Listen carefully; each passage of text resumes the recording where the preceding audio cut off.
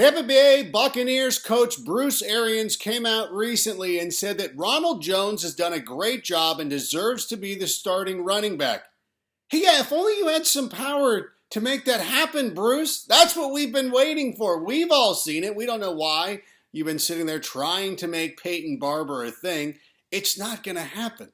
Give him the boot. Throw him through the barbershop window like you were Shawn Michaels after super kicking Marty Jannetty, and that's an interesting point right there. Shawn Michaels super kicks him, then throws him, doesn't super kick him through a window. Anyways, the point is, see if Ronald Jones is available on your waiver wire. He would be a hot pickup, the number one priority if he's still out there. And if you're like, bro, my league's had him scooped up for weeks, I understand where you're coming from. I started Ron Jones in a couple of places this week, so I know where you're coming from, but still, do your due diligence. Go out and see if that player is still available. See if Devontae Parker is still available. Somehow, this could be his breakout season, and with an injury to Preston Williams, he could see even more targets this year. And as long as Ryan Fitzmagic is throwing the football, he's going to have some value moving forward. But you know what?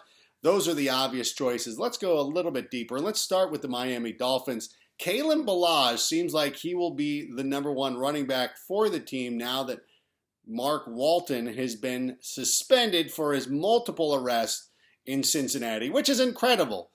That's it, that he was a player that was deemed too irredeemable by the Cincinnati Bengals. They drafted a player who punched a co-ed at Oklahoma, but they're like, you know what, Mark Walton is where they had Vontaze Burfict for the longest time, but they're like, you know what, this is too much. We've gone too far.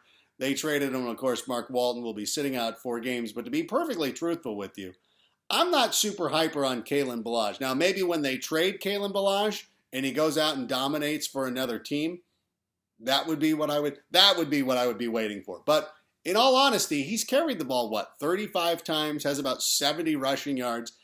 It's incredible how inefficient he is. Now, he is somebody that if you pop in his highlight tapes from Arizona State or the Miami Dolphins, you'd be like, how is this guy not the best running back in the NFL? But on the day-to-day, down-to-down, he is not worth your waiver claim. I know that's not a lot of good news. Perhaps if you do need a roster body, wait until they sign somebody off the street. Maybe it's Jay Ajayi. He's reunited down there in Miami, or whomever they bring in. Maybe one of their deeper players as well. But the thing is, let somebody else with a higher priority take Kalen Ballage. Do not use your fab budget on it.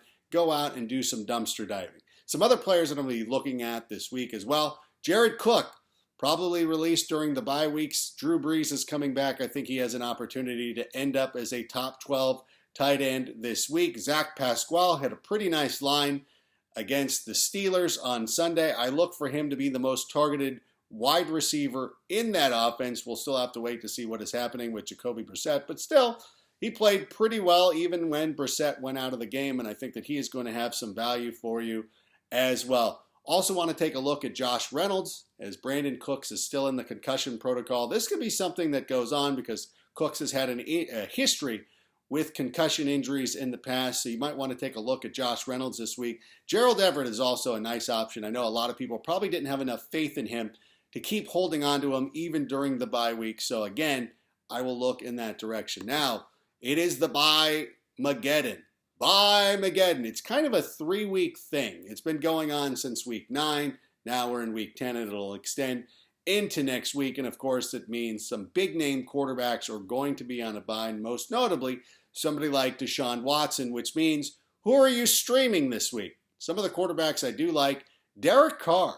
He's had multiple touchdown passes in 5 of his last 6 games. He's always flirting with 300 passing yards.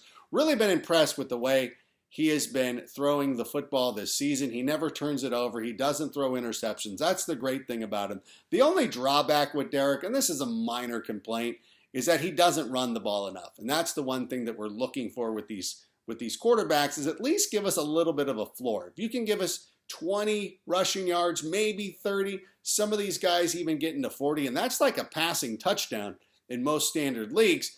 So we want to have a little bit of that rushing ability, but Derek Carr stands in the pocket. I know it's a terrible complaint, and I feel bad for even bringing it up, but it is worth noting. Daniel Jones also has a pretty nice matchup over the next couple of weeks, and so you look up, he's going to go against the New York Jets. this week. And really, the schedule is setting up quite nice for him down the stretch. And again, as a matter of doing due diligence, I should have mentioned right off the top, Jameis Winston could actually be your starting quarterback for the rest of the season. He's got a lot of nice matchups going on, and he plays really well on the road. Now, part of that, his two great road games this year have been against the LA Rams. They've been against the Seattle Seahawks, two teams from the NFC West. Of course, Bruce Arians was a coach with the Arizona Cardinals, so he probably had a little bit of an advantage there. That was something that we pointed out on NFL Fantasy League 1. My friend used that against me.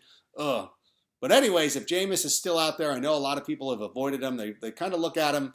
It's one of those things that you're not quite sure. Like whenever you're at a buffet and you see that there's pokey or something there, where you're like, how long has this fish been out here? I don't know. But then you eat it and you're like, oh yeah, this is pretty damn good. That's kind of what it's like with Jameis Winston. He's always a risk for the turnovers, absolutely. But you know what? That's one of the things that comes with quarterbacks. Jimmy Garoppolo is also a nice choice this week, going up against the Seattle Seahawks, who are just victimized by Jameis Winston on Sunday. The thing with Jimmy Garoppolo, again, we've seen one nice game out of him on the road in Arizona. Still some questions about him. Listen, he was throwing some dimes. He was looking pretty good. I have confidence in him. You can also pick him up. Ryan Tannehill, don't quite feel as great about that. And Brian Hoyer, of course, will be going up against the Dolphins. If Jacoby Brissett cannot play, they're going up against the Miami Dolphins. You always like that. If you need another tight end too, you can also look at Jack Doyle. He was targeted a lot, and he's still available in over 80% of NFL.com leagues. Some of the defenses will be streaming this week. I've noticed the Baltimore Ravens, for whatever reason, have been on the waiver wire a lot. I think a lot of people probably dropped them last week because they were going up against the New England Patriots. We love them this week against Cincinnati. And really, if your roster's stacked and you don't really need anybody, and if you're wondering if you should make a play for a defense this week, the Ravens would be a very good option, as would the Indianapolis Colts, obviously going up against the Miami Dolphins. And really, if you want to get nuts and you're like, Rank, these guys are gone. I got to do something insane. Giants are going up against the Jets. The Jets look like probably the worst team in football. I mean, when you lose to the Miami Dolphins, who are trying to tank, I think that's the only thing that I can take away from that. So good luck to everybody this week. Be sure to check out NFL Fantasy League 1. You can check that on the all-new NFL Fantasy app. Watch the show 30 minutes before games on Sunday, Thursday. What other night are there games? Monday as well. Jeez Louise. Also, Tuesday, 7:45 Eastern Time. Check that out. Oh, and a big thank you to everybody who has been signing up, watching me on Brandon's amazing videos. All you Bronco fans have been very cool this year. We've had a good time. Nothing personal. I know you guys are disappointed with your season. As a Bears fan, I'm disappointed with mine at this point. Maybe we can merge the two teams. Maybe we can find a quarterback and make some super team and go make some noise. But thank you for everybody who has recently subscribed.